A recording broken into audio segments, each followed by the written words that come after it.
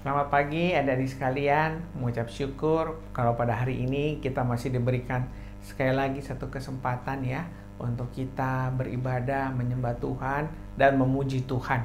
Mari pada saat ini kita akan bersaat teduh.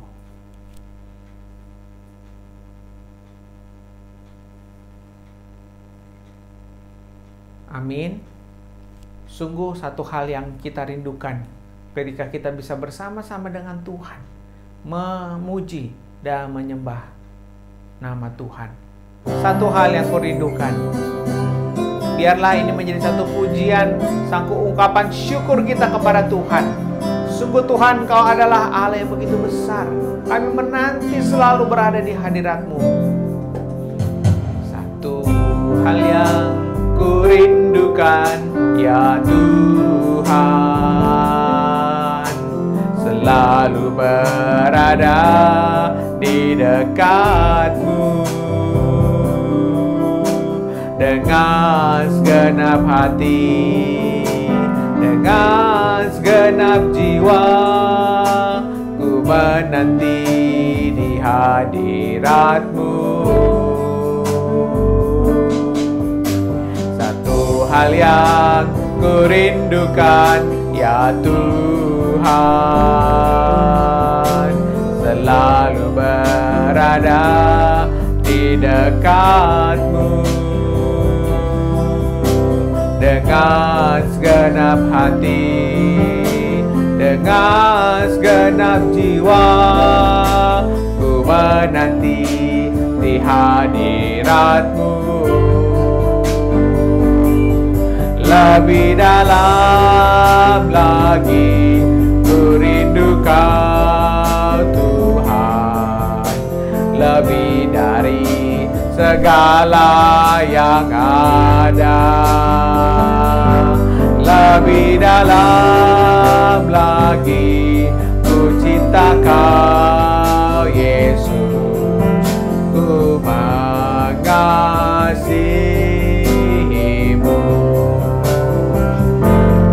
Lebih dalam lagi ku rindu Kau Tuhan, lebih dari segala yang ada.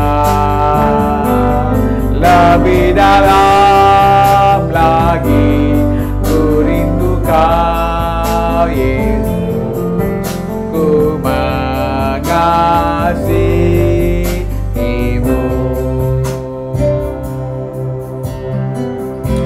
Ya, sungguh kita begitu mengasihi Tuhan. Mari pada saat ini kita akan berdoa. Tuhan Yesus, kami mengucap syukur dan berterima kasih untuk kasih sayang penyertaan yang sudah Tuhan berikan kepada kami pada hari ini. Pada saat ini Tuhan, kami ingin menyembah Tuhan, kami ingin memuji Tuhan, kami ingin mendengarkan firman Tuhan. Biarlah sungguh Tuhan, Kau juga yang mau hadir, dan sungguh Tuhan kami juga bisa menikmati akan setiap puji-pujian dan firman yang ada. Sungguh Kau hadir di tengah-tengah kami semuanya. Bukakan hati kami semuanya ya Tuhan. Terima kasih ya Tuhan Yesus. Kami berdoa dan mengucap syukur. Hanya di dalam nama-Mu kami berdoa. Amin. Rasa undang kalian makin berdiri. Dengarlah berita anugerah daripada Tuhan. Hanya hendaklah hidupmu berpadanan dengan Injil Kristus, supaya apabila aku datang, aku melihat, dan apabila aku tidak datang, aku mendengar bahwa kamu teguh berdiri di dalam satu roh dan sehati sejiwa, berjuang untuk iman yang timbul dari berita Injil. Mari sama-sama kita duduk kembali, kita memuji Tuhan. Sungguh ini adalah satu kebenaran Tuhan ya. Jesus loves me, this I know. Ya. Kita percaya, yes, Jesus loves me ya. Tuhan begitu mengasihi kita. Jesus loves me. Jesus loves me, this I know. For the Bible tells me so. Little ones to Him belong. They are weak, but He is strong. Yes, Jesus loves me. Yes, Jesus Jesus loves me. Yes, Jesus loves me. The Bible tells me so. Sungguh Tuhan begitu mengasihi kita. Alkitab yang mengatakannya. Jesus loves me, this I know. Jesus loves me, this I know. For the Bible tells me so. Little ones to Him belong. They are weak, but He is strong. Yes, Jesus loves me. Yes, Jesus loves me. Yes, Jesus loves me. The Bible tells me so. Yes, Jesus loves me. Yes, Jesus loves me. Yes, Jesus loves me. The Bible tells me so. Ya. Mari saya undang adik-adik sekalian untuk bangkit berdiri. Kita akan mengakui iman rasuli. Pengakuan iman rasuli. Aku percaya kepada Allah, Bapa yang Maha Kuasa, Khalik langit dan bumi, dan kepada Yesus Kristus, anaknya yang tunggal Tuhan kita, yang dikandung dari Roh Kudus, lahir dari anak darah Maria, yang berita sengsara di bawah pemerintahan Pontius Pilatus, disalibkan, mati dan dikuburkan, turun ke dalam kerajaan maut, pada hari yang ketiga, bangkit pula dari antara orang mati, naik ke surga, duduk sebelah kanan Allah, Bapa yang Maha Kuasa, dan dari sana Ia akan datang untuk menghakimi orang yang hidup dan yang mati. Aku percaya kepada Roh Kudus, gereja yang kudus dan am, persekutuan orang kudus, pengampunan dosa, kebangkitan tubuh, dan hidup yang kekal. Amin. Silakan duduk kembali. Kalau kita ada pada hari ini ya, menjelang Paskah ya, menjelang Jumat Agung, kita menyadari bahwa semuanya ini adalah anugerah daripada Tuhan. Mari kita menyanyi ini sebagai satu ungkapan syukur Tuhan. Thank you Jesus. Thank you Jesus. It's only by your grace that I could live today. Karena anugerah-Mu Tuhan kami bisa hidup.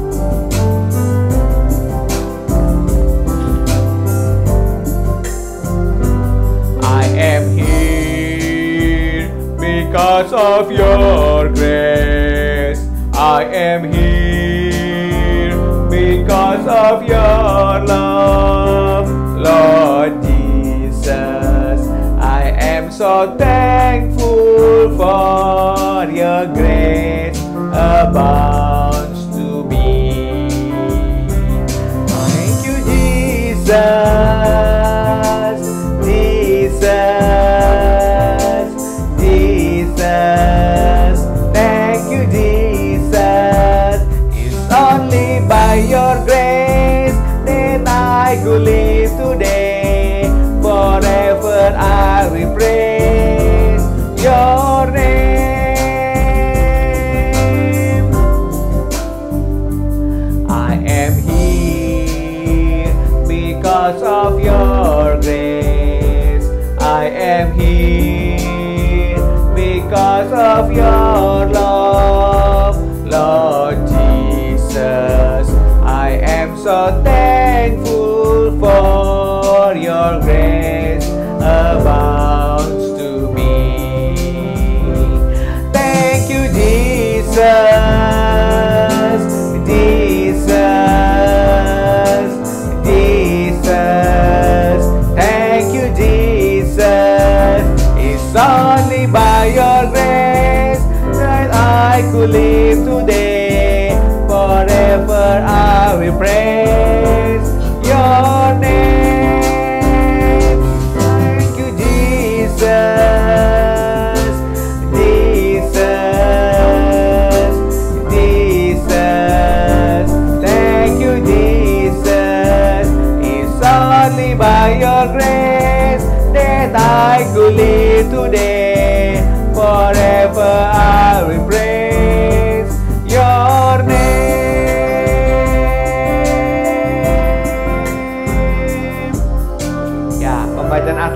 kita ambil dari Lukas pasal 22 ayatnya yang ke-39 sampai ayatnya yang ke-46 ya.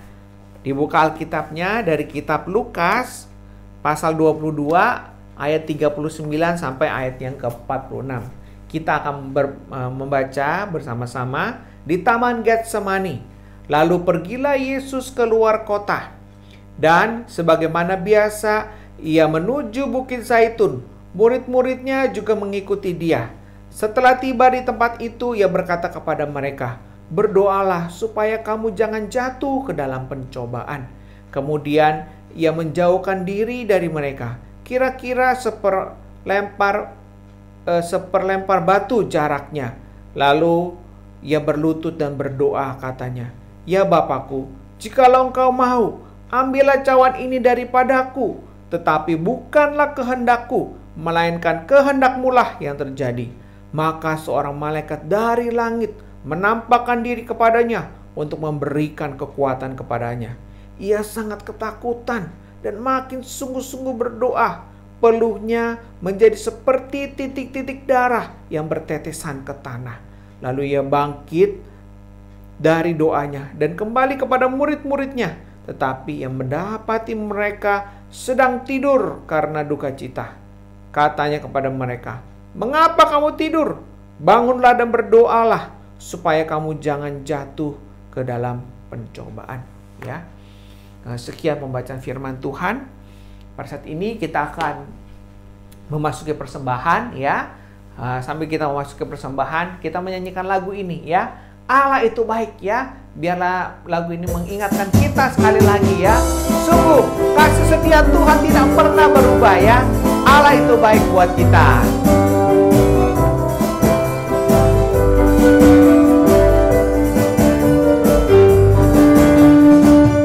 Itu baik, sungguh baik bagiku.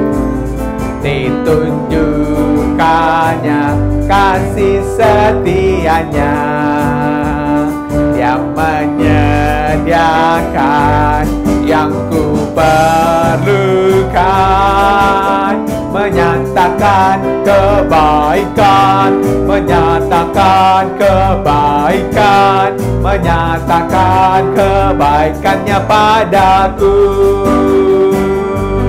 Kasih setianya tak pernah berubah, dulu, sekarang, dan selamanya. Ajaiblah kuasa dalam namanya. Yesusku luar biasa. Baik, sungguh baik bagiku. Ditunjukkannya kasih setianya.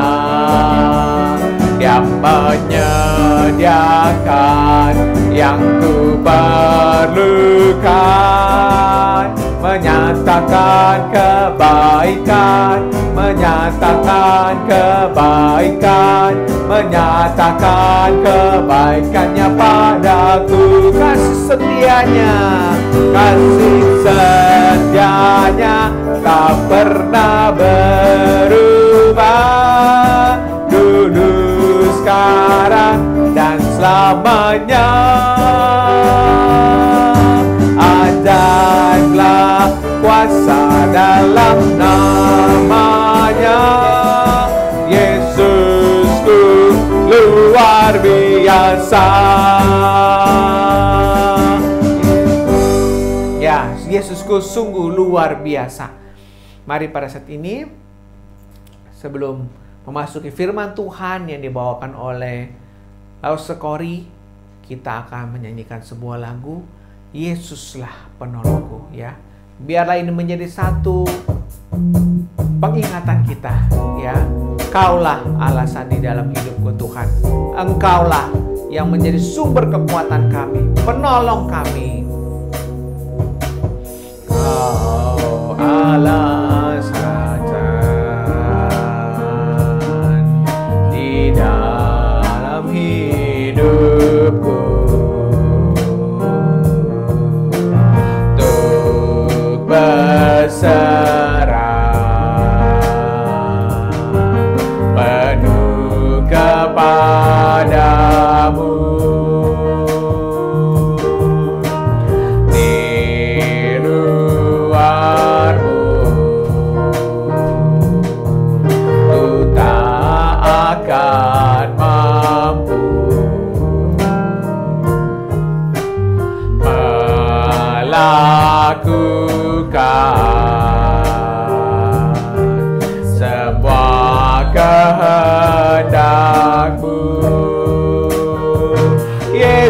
penolongku, ku cari wajah-Mu.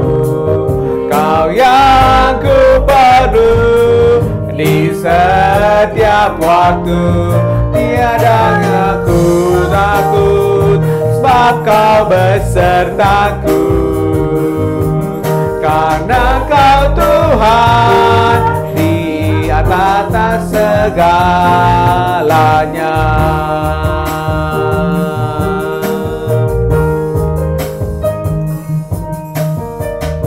Ya, Kaulah Tuhan, penolongku di atas segalanya. Meski harus ku lewati lembah, namun Engkau tak lepaskan aku.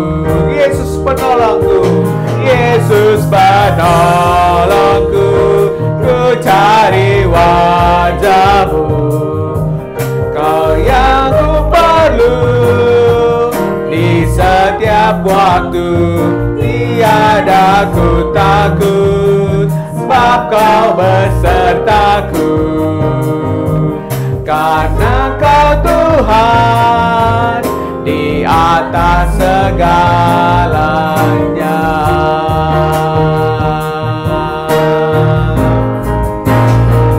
Yesus penolongku, ku cari wajah-Mu. Kau yang ku perlu di setiap waktu.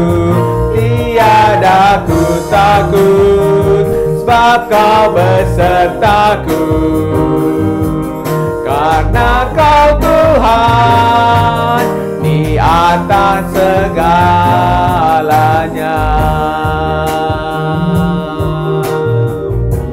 Ya, sungguh Tuhan, Engkau di atas segalanya. Firman Tuhan akan dibawakan oleh Laus Sokori.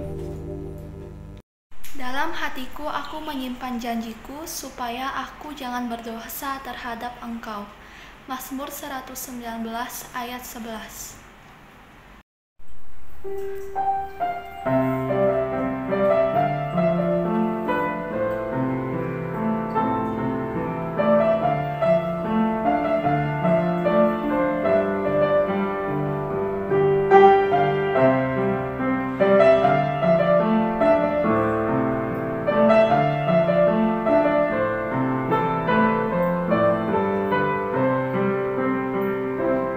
Kau izinkan sesuatu terjadi.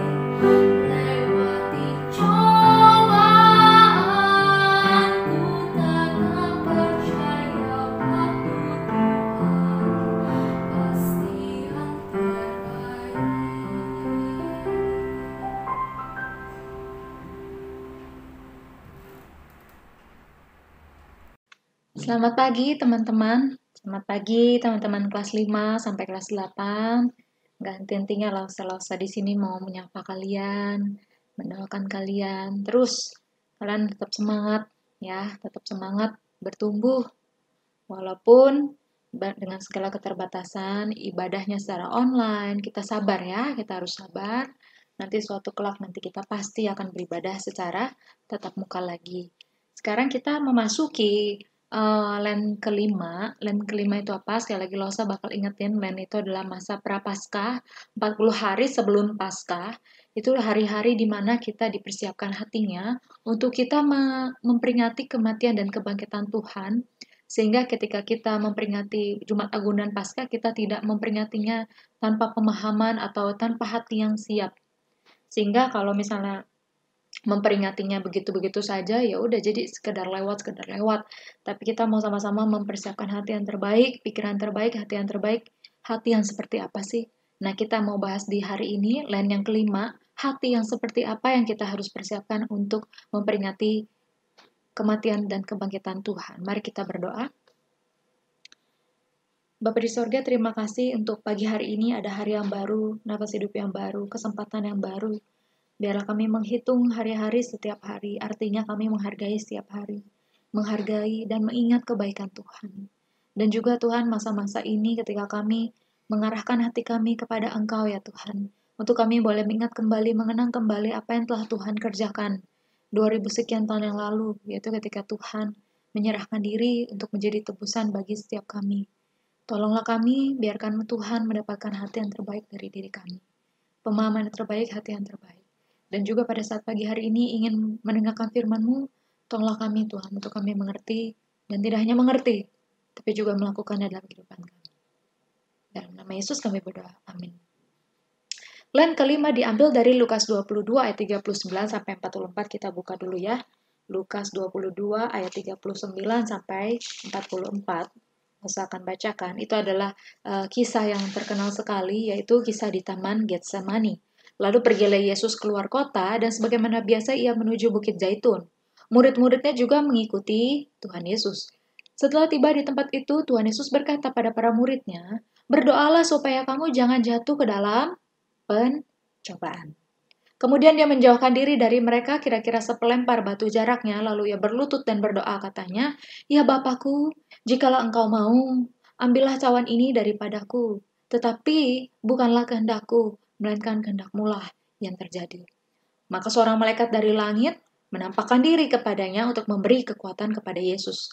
Ia sangat ketakutan, Yesus sangat ketakutan dan semakin sungguh-sungguh berdoa, peluhnya menjadi seperti titik-titik darah yang bertetesan ke tanah. Teman-teman, kita udah tinggal seminggu lagi gitu. Udah mau dekat dengan yang namanya, ini tanggal 21 Maret ya. Kita Jumat Agung tuh tanggal 2 April. Berarti kira-kira tinggal ya semingguan lebih lagi begitu. Kita sedang menghayati perjalanan Tuhan Yesus. Dari semenjak dia mulai berjalan ke Yerusalem, waktu itu bagaimana dia menegur murid-muridnya kan kesel sama orang Samaria yang menolak Tuhan Yesus. Kemudian murid-muridnya nanya nih, "Tuhan perlu nggak nih dikirim api dari langit nih? Karena orang Samaria ini layak untuk dihukum." Nah dari situ tapi Tuhan menegur mereka dengan keras, tandanya Tuhan tidak setuju. Itu memberikan pesan kepada kita bahwa Tuhan Yesus ketika dia berjalan ke Yerusalem 2000 sekian tahun yang lalu, perjalanan itu bukan perjalanan untuk menghukum. Itu memberitahukan kita bahwa kita adalah sebenarnya orang yang paling layak untuk dihukum adalah kita, bukan Tuhan.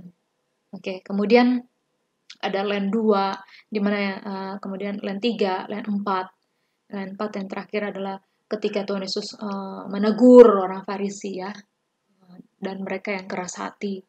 Gitu. Jangan punya hati yang keras, tapi miliki hati yang mau bertobat.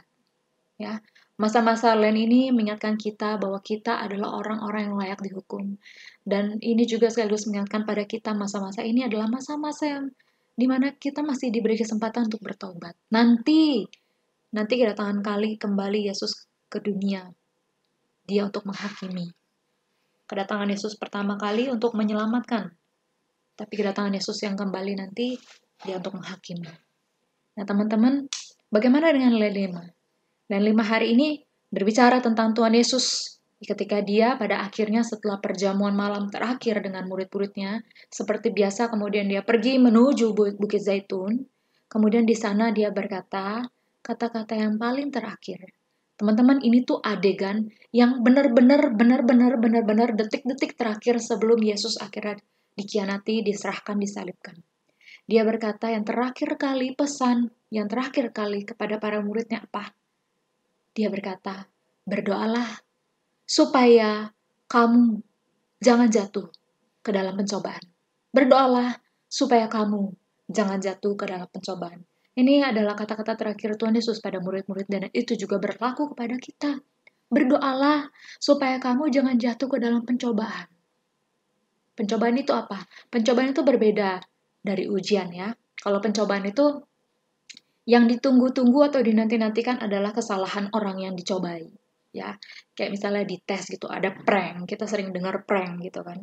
Ditunggu-tunggu nih, waduh akhirnya kena, seneng gitu. Tapi itu buat fun. Itu pencobaan tuh kira-kira seperti itu. Ditungguin, dinantikan kesalahannya ketika orang itu akhirnya berbuat kesalahan seperti yang kita inginkan. Tapi kalau ujian adalah dinantikan keberhasilannya. Sama seperti guru-guru yang udah mengajarkan kita, lause-lause yang di sini yang udah ngajarin Alkitab, firman Tuhan, kemudian make sure kalian akhirnya mengerti, baru kemudian ada ujian. Ujian itu diharapkan keberhasilannya, bukan kegagalannya, seperti itu kan. Tapi ketika Yesus berkata, maka berdoalah supaya jangan kamu jatuh dalam pencobaan.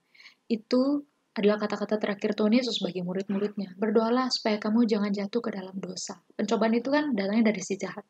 Si jahat nunggu-nungguin kita supaya kita melakukan dosa. Iya, seperti itu. Tapi Tuhan bilang berdoalah. Kemudian apa yang terjadi selanjutnya? Ayat 41 sampai 44. Di situ langsung Tuhan Yesus itu menjadi teladan yang sangat agung bagi kita. Bagaimana berdoa supaya jangan jatuh ke dalam dosa. Berdoa supaya jangan jatuh ke dalam pencobaan. Berdoa supaya jangan jatuh ke dalam dosa. Maksudnya apa? Mari kita lihat lagi ya. Kemudian menjauhkan diri, Yesus menjauhkan diri dari murid sepelempar batu, jaraknya bisa kira-kira sepelempar batu gitu, kalau batunya jauh begitu. Bisa 15 meter, bisa gitu ya. Kemudian Yesus berlutut dan di sana dia berdoa, "Ya Bapa, jikalau Engkau mau, ambillah cawan ini daripadaku, tapi bukan kehendakku, melainkan kehendak-Mu lah yang terjadi." Nah, teman-teman, di sini Lose mau jelasin dulu. Jikalau Engkau mau, kata kerja utamanya adalah jikalau Tuhan Bapa Engkau mau, ambil cawan ini daripadaku. Ya, apa sih maksudnya? Cawan, teman-teman, cawan di Perjanjian Lama, semua di Perjanjian Baru sebenarnya nyambung atau ada dasar ya atau sumber dari Perjanjian Lama. Nah, kalau kata cawan dari Perjanjian Lama ya, Perjanjian Lama itu menggambarkan banyak sekali, menggambarkan cawan itu adalah lambang dari murka Allah. Sangat banyak ya teman-teman. Nanti teman-teman bisa punya aplikasi Alkitab, kemudian nanti search kata cawan, nanti di situ akan muncul banyak yang menunjukkan bahwa cawan itu adalah lambang dari murka Allah, antara lain Yesaya 51 ayat 17. Kita buka ya. Yesaya 51 ayat 17. Yesaya 51 ayat 17 ini. Terjagalah, terjagalah. Bangunlah hai Yerusalem, hai engkau yang telah meminum dari tangan Tuhan, isi piala atau cawan kehangatan murkanya. Engkau yang telah meminum menghirup habis isi cangkir yang memusingkan. Jadi kata cawan itu artinya adalah atau lambang daripada murka Allah. Murka Allah atas apa? Di Perjanjian Lama jelas dijelaskan. Murka Allah atas dosa. Tentu Allah itu murka atas dosa. Kenapa? Karena dosa merusak. Dosa itu merusak shalom. Ya. Allah itu menciptakan segala sesuatunya shalom. Semuanya dengan sangat baik ya aturannya. Bagaimana Allah dan manusia bisa saling mengasihi, manusia dengan dirinya damai, manusia dengan sesamanya damai, manusia dengan alam semestanya, manusia itu mengelola alam semesta. Tapi karena dosa, apa itu dosa? Dosa itu simpel banget teman-teman, yaitu meleset dari kehendak Allah. Waduh, dosa itu meleset dari kehendak Bapa. Jadi ketika si Adam dan Hawa itu ya manusia lah. Kadang kan orang perdebatin tuh, siapa yang berdosa duluan? Hawa tuh, waduh, gender feminin nih yang salah nih, wah perempuan yang salah. Enggak. Itu bukan ditekankan kayak begitu ya. Tapi itu menekankan tentang manusia. Manusia yang pada akhirnya memilih untuk melakukan kehendaknya sendiri, bukan kehendak Allah. Ketika Allah bilang jangan makan buah di tengah ya, itu kehendak Allah. Tapi kemudian manusia berpikir kayaknya enak buahnya. Terus dia pegang, terus dia makan. Oke, aku mau pakai standarku sendiri, aku mau melakukan kehendakku sendiri, itulah dosa. Dan akhirnya apa? Dosa itu merusak shalom. Ya. Dan Allah sangat murka dengan dosa yang merusak shalom. Ya. Jadi murka Allah memang selalu adalah atas dosa. Ya, pertanyaannya gini, kenapa Yesus tidak mau mengambil murka Allah, meminum cawan murka Allah, menanggung murka Allah atas dosa? Ya, apakah Tuhan Yesus itu takut sakit? Bukan. Jawabannya bukan, teman-teman. Jawabannya bukan. Teman-teman, for your information aja ya. Pada masa-masa itu tuh orang Yahudi tuh udah dijajah lama sekali. Dia tuh udah pernah dibuang ke Asyur, ke Babel, ke Media Persia, ke Yunani, kemudian terakhir ke Romawi. Jadi mereka tuh udah ngalamin namanya penjajahan tuh udah banyak banget dan udah terlalu banyak sejarah orang Israel yang coba memberontak kepada para penjajah dan mereka yang mati karena memberontak itu adalah kematian yang terhormat. Ya, kematian terhormat, kematian seorang pahlawan. Jadi pada waktu itu ketika seorang mati di salib itu bukan sesuatu yang menyakitkan atau memalukan, ya walaupun pada saat di salib itu malu sih, ditelanjangi, dipermalukan. Tapi kematian sebagai seorang pemberontak, sebagai seorang yang membela ya Yahudi, seorang yang membela tanah airnya itu adalah kematian yang sangat membanggakan. Oke, jadi bukan Yesus takut, sekedar takut sakit, nanti dia mau disiksa, nanti dia mau disalib. Bukan. Tapi yang jadi concern-nya dari Tuhan Yesus adalah cawan. Makanya isi doanya adalah, Tuhan, Bapak, jikalau Engkau mau, ambil cawan ini daripadaku. Apa? Aku nggak mau menanggung murka-Mu, Bapak. Aku nggak mau menanggung murka-Mu atas dosa manusia. Dosa manusia loh ya, bukan dosa Yesus ya. Yesus, dia tidak berdosa loh. Dia tidak berdosa. Dia tidak berdosa, dia tidak melakukan dosa, tapi dia menanggung atau memikul dosa seluruh dunia ini. Dan kemudian ketika Bapa murka, itu Tuhan Yesus yang menanggung murka Bapa itu. Ya. Murka itu bentuknya apa? Murka Allah atas dosa adalah satu, keterpisahan. Keterpisahan dari Allah. Ya, yang tadinya diciptakan Allah dan manusia itu saling berhadapan, saling damai, saling mengasihi. Karena dosa, hukuman adalah murka. Murka Allah atas manusia yang berdosa adalah keterpisahan antara Allah dan manusia jadi terpisah. Nah, teman-teman, yang Yesus takutkan adalah itu. Keterpisahan itu. Keterpisahan dari Allah. Teman-teman mungkin agak sedikit, Losa bakal sedikit melemparkan pertanyaan yang kritis, yaitu seperti ini. Bagaimana mungkin Yesus yang adalah Allah dan sekaligus manusia, dia akan mengalami keterpisahan dari Allah Bapa? Yesus adalah Allah. Yesus adalah Allah dan manusia. Tapi ketika dia nanti disalib, dia harus menanggung murka Allah itu. Harus menanggung keterpisahan dari Allah. Teman-teman mungkin, apakah teman-teman berpikir bagaimana Yesus yang adalah Allah kemudian terpisah dari Allah? Itu adalah suatu misteri, teman-teman. Tetapi dari sini kita belajar memahami, ya, bahwa terjadi sesuatu di dalam pribadi Allah Bapa, Allah Anak. Terjadi sesuatu di dalam mereka yang sungguh sangat menyakitkan karena terpisah, ya. Keterpisahan itu, apalagi mereka kan sebenarnya tiga pribadi tapi satu, maksudnya Allah Tritunggal gitu ya. Bagaimana yang satu itu bisa terpisah? Berarti di sini menunjukkan, menekankan bahwa dosa itu konsekuensinya sangat luar biasa, teman-teman. Sampai Sang Pencipta harus mengalami kesakitan dan penderitaan yang sedemikian hebat. Sekali lagi bukan fisik ya, bukan sekedar siksaan fisik, tapi keterpisahan dari Allah.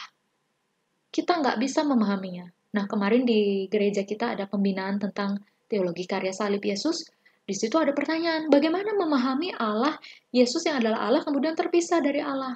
Lalu, Musa Andreas Simawan, dosen dosen dari STT Amanat Agung, dosen dogmatika, dia bilang, ini nggak ada yang bisa menjawabnya. Ini misteri. Waktu itu siapa dia pernah bilang? Martin Luther ya. Martin Luther pernah ngotot itu, ingin bisa memahami bagaimana Yesus yang adalah Allah kemudian terpisah dari Allah. Dia sampai mengurung diri di kamar, dia cerita seperti itu. Dia sampai kurung diri di kamar, dia baca Alkitab, dia mencoba memahami bagaimana Allah, Yesus yang adalah Allah kemudian terpisah dari Allah, bagaimana memahaminya. Sampai berhari-hari nggak keluar dari kamar gitu ya. Kemudian pada akhirnya dia keluar dan bilang, Itu nggak bisa dipahami. Tapi apa yang kita bisa pelajari dari situ? Teman-teman, aku cuma mau bilang, dosa nggak main-main. Dosa itu dampaknya atau harganya nggak main-main. Sampai ala anak itu harus mengalami keterpisahan, mengalami sesuatu yang sangat menyakitkan. Allah di dalam pribadi diri Allah ada terjadi sesuatu disharmonisasi, ya, terjadi sesuatu yang sangat menyakitkan. Teman-teman, itu mengingatkan kita bahwa dosa itu bukan main-main. Harganya luar biasa mahal. Tapi kemudian apa yang terjadi? Ketika Tuhan Yesus berkata, "Jikalau engkau mau, ambil cawan ini daripadaku, tetapi bukan kehendakku, melainkan kehendakmu Bapa yang terjadi." Di sini Yesus jujur, kita belajar dari Tuhan Yesus sendiri. Bagaimana ketika dia bergumul untuk melakukan kehendak Bapa, dia jujur, "Bapa, kalau engkau mau, engkau ambil ya cawan ini daripadaku." Tapi apa? Kemudian dia berkata, "Bukan kehendakku, tapi kehendakmu." Teman-teman, ini memberikan kepada kita satu refleksi, bahwa ketika kita kemudian diperhadapkan untuk memilih melakukan firman Tuhan atau melakukan kehendak diri kita sendiri, apa yang kita lakukan? Tuhan Yesus kasih tahu kita, berdoa, supaya kita jangan jatuh berdosa, supaya kita jangan jatuh untuk melakukan kehendak diri sendiri. Dan di sini Tuhan Yesus menjadi contoh nyata langsung. Itu ketika dia berdoa, dia sangat tidak mau menanggung murka itu, tetapi dia berkata, "Tetapi kehendakmu Bapa yang terjadi." Kemudian dikatakan malaikat muncul memberikan kekuatan kepada Tuhan Yesus. Kemudian ditulis lagi dengan sangat detail, Tuhan Yesus itu sangat-sangat ketakutan. Sangat ketakutan. Kalau dalam bahasa Inggrisnya tuh agony.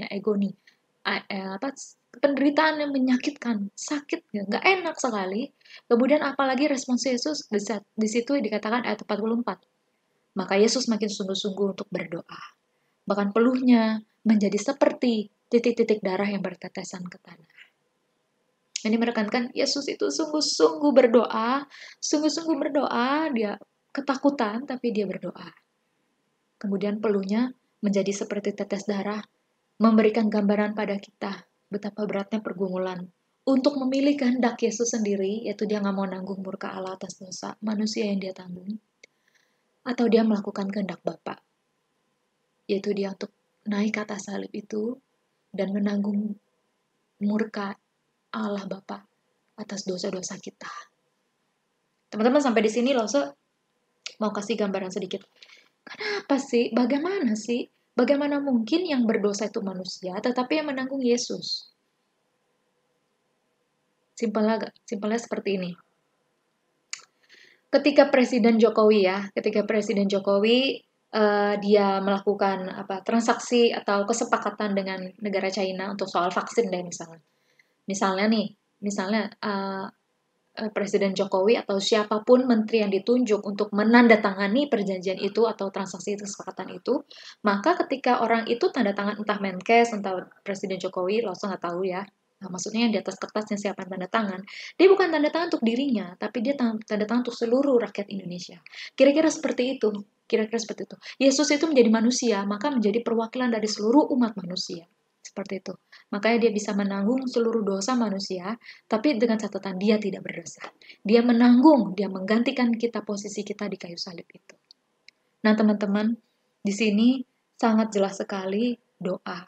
Doa supaya jangan jatuh berdosa. Doa supaya jangan jatuh untuk melakukan kehendak diri sendiri. Di sini menjadi sangat di zoom in tentang doa. Doa supaya jangan jatuh ke dalam pencobaan. Doa supaya jangan jatuh berdosa. Doa supaya jangan jatuh untuk melakukan kehendak-Mu sendiri, tapi untuk melakukan kehendak Bapa di sorga. Teman-teman, sekali lagi, ini adalah perkataan terakhir Yesus kepada murid-muridnya. Biasanya orang tuh kalau mau pergi meninggal dunia lah ya, sering pergi ke kedukaan dan mendengarkan kesaksian testimoni daripada anak-anaknya atau cucunya, menantunya, atau siapapun itu, mereka sering mencerita apa kata-kata yang paling penting untuk dikatakan pada mereka, seperti itu. Biasanya yang dikatakan adalah hal-hal yang sangat mendasar, hal yang sangat simpel, sederhana, tapi itu sangat-sangat penting. Dan perkataan itu juga yang mau kita pelajari bersama-sama hari ini. Bagaimana Yesus berkata pada kita, berdoa supaya kita jangan jatuh berdosa. Berdoa supaya kita jangan jatuh untuk melakukan kehendak kita sendiri. Itulah menjadi hati dalam persiapan masa menyongsong memperingati kematian dan kebangkitan Tuhan, yaitu hati yang mau berdoa, hati yang mau untuk belajar memilih untuk melakukan kehendak Bapa di sorga. Karena apa? Karena kita punya contoh yang agung, teladan yang agung, yaitu Yesus. Yesus yang berdoa, dan pada akhirnya dia minggu depan nih akan dibahas. Pada akhirnya dia bangun, lalu dia melakukan kehendak Bapa untuk disalib. Teman-teman, ini mengingatkan pada kita dua hal. Pertama, ini mungkin lebih akan ditekankan minggu depan, yaitu bagaimana ketika Yesus pada akhirnya setelah selesai berdoa, dia berdiri, dia bangkit dari doanya, dan dia menjalani salib itu.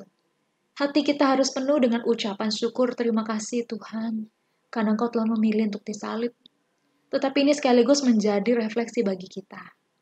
Bagaimana dengan kita? Aku mau bertanya kepada teman-teman di sini. Teman-teman coba bayangkan adegan di Taman Getsemani. Teman-teman bayangkan bagaimana pergumulan yang sangat berat antara Tuhan Yesus yang tidak mau menanggung dosa manusia, menanggung murka Allah. Tapi kemudian dia berdoa, Tuhan, kehendak Tuhan yang jadi. Di situ dia berdoa. Bagaimana dengan kita, teman-teman? Bagaimana dengan kita ketika kita diperhadapkan pada pilihan mau melakukan kehendak diri atau melakukan firman Tuhan? Apa yang kita lakukan? Ketika engkau misalnya mulai bergumul terhadap orang tuamu, engkau bergumul terhadap saudaramu, engkau bergumul terhadap lawan jenismu misalnya ya, yang sudah mulai ada rasa sama lawan jenis mau mendekati dia, bagaimana ada seterusnya. Mungkin kau ada berbagai pergumulan dan kau memiliki keputusan untuk melakukan kehendakmu atau melakukan kehendak firman Tuhan. Apa yang harus kau lakukan? Yaitu berdoa. Berdoa supaya apa? Berdoa supaya kamu tidak jatuh ke dalam pencobaan, ke dalam dosa, ke dalam melakukan kehendak diri sendiri. Biarlah kiranya hati kita adalah hati yang terus mengingat, merefleksikan peristiwa Getsemani. Bagaimana Yesus yang berdoa dan dia memilih untuk melakukan kehendak Bapa. Biarlah itu ditemukan di dalam hati kita semua masing-masing. Kita dengan segala pergumulan kita, dengan segala interaksi kita dengan firman Tuhan sehari-hari. Kita diharapkan untuk, kita dirindukan Allah untuk melakukan firman Tuhan. Apa yang kita lakukan? Berdoa. Supaya kita tidak jatuh dalam dosa, yaitu melakukan kehendak diri sendiri. Mari kita berdoa. Terima kasih Tuhan untuk pagi hari ini, untuk firman Tuhan yang kembali membawa kami kepada 2000 tahun yang lalu, Tuhan. Pada suatu adegan, pada suatu peristiwa di mana Tuhan Yesus di Taman Getsemani dia bergumul.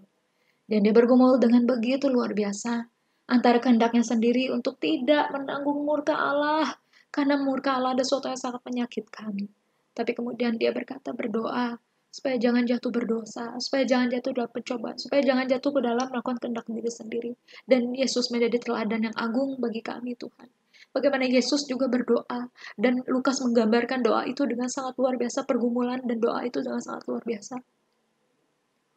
Tapi kemudian minggu depan ya Tuhan kami akan melihat dan membahas kembali bagaimana Yesus pada akhirnya bangkit dari doanya dan dia berjalan dengan mantap ke salib melakukan kehendak Bapa. Kami mau bilang terima kasih untuk Engkau mau memilih ya Tuhan di salib. Dan juga ini menjadi refleksi bagi kami. Biarlah kami ingat ketika kami bergumul untuk melakukan kehendak kami sendiri atau melakukan firman Tuhan. Kami datang berdoa. Supaya apa? Supaya kami tidak berdosa. Supaya apa? Supaya kami tidak jatuh dalam percobaan. Supaya apa? Supaya kami tidak melakukan kehendak kami sendiri. Terima kasih Tuhan. Tolong kami, untuk kami persiapkan hati yang terbaik. Untuk kami memperingati kematian dan kebangkitan Tuhan. Terima kasih Tuhan. Dalam nama Yesus kami berdoa. Amin. Oke, Tuhan memberkati. Selamat mempersiapkan diri menjelang Paskah. Jumat Agunan Paskah.